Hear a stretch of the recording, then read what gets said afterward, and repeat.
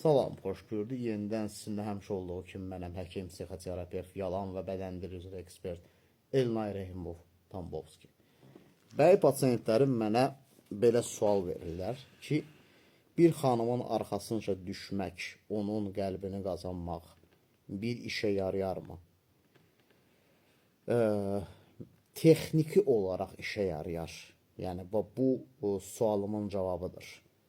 Yəni bir neçə variant burada ola bilər. Əgər xanım həddindən artıq ürəyi yanandısa, empatikdirsə, bu bəyə yazığı gələcək. Fikirləşəcək ki, bəs bu qədər mənim üçün əziyyət çəkir, bu qədər can yandırır. Yəni bu doğru bir insandır. Dostlarım deyir o mənə yaraşır, aləm deyir o mənə yaraşır və yaxud da deyək ki, kolleqalarım deyir o mənə yaraşır. Ümumiyyətlə mükəmməl bir insandır. Həm pulu, həm maaşını, həm necə deyirlər, savadı, həm mənə can yandırması bir anlamda günahkarlıq duyğusu başlayacaq hiss eləməyə. Bəli, belə bir variant mümkündür. Bu evliliyə qədər də gedə bilər. Lakin unutmaq lazım deyil ki, bu əsl həqiqi arzu yenidən olmayacaq.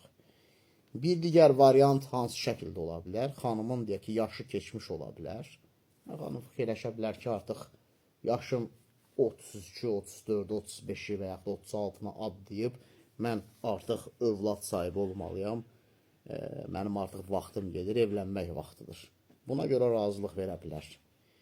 Bir digər variant, məsələn, o xanımda həddindən artıq çox güclü tək qalmaq qorxusu ola bilər. Evində çoxlu problemləri ola bilər.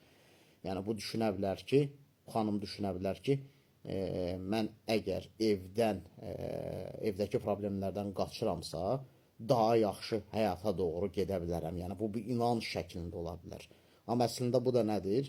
Yağışdan çıxıb yağmura düşməyə bənzər. Yəni evdə deyək ki, maddi vəziyyətləri pisdir, evdə deyək ki, dava qırğınları var, evdə heç kimi saymır, soyuq rəftar edirlər, bir balaca yaxşı rəftar görən kimi oraya doğru qaça bilər.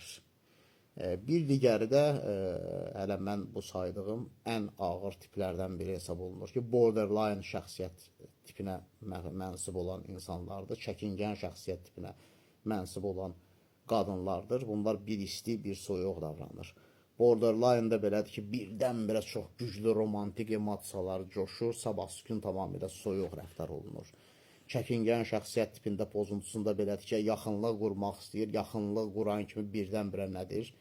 O da zəif görünmək qorxusu ilə əlaqələrdir. Yenidən geri çəkilməyə başlayır.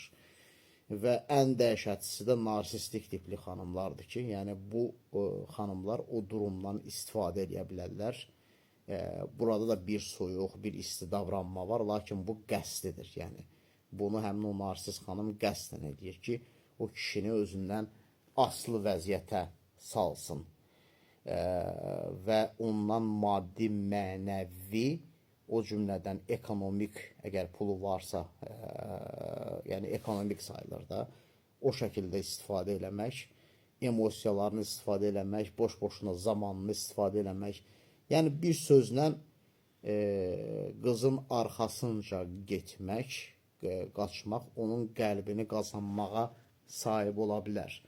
Amma bu çox nadir hallarda ola bilər ki, yenə də belə deyək də, istisnalar da var da həyatda, lakin o istisnalar bir anlamda nəticələri dəyişmir.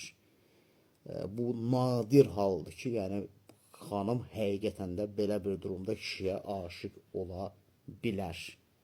Yəni əksər hallarda bu artıq sadəcə bir siyasət olacaq.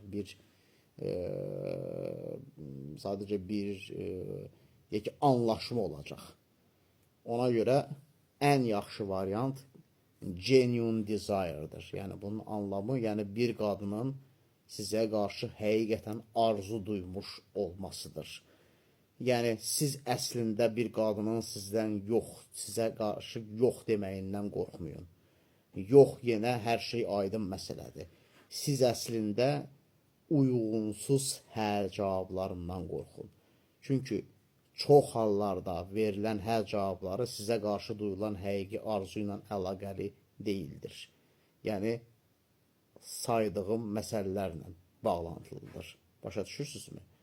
Ona görə bir xanımın qəlbini qazanarkən diqqətli olmaq lazımdır. Diqqətinizə görə minnətdaram. Sağ olun.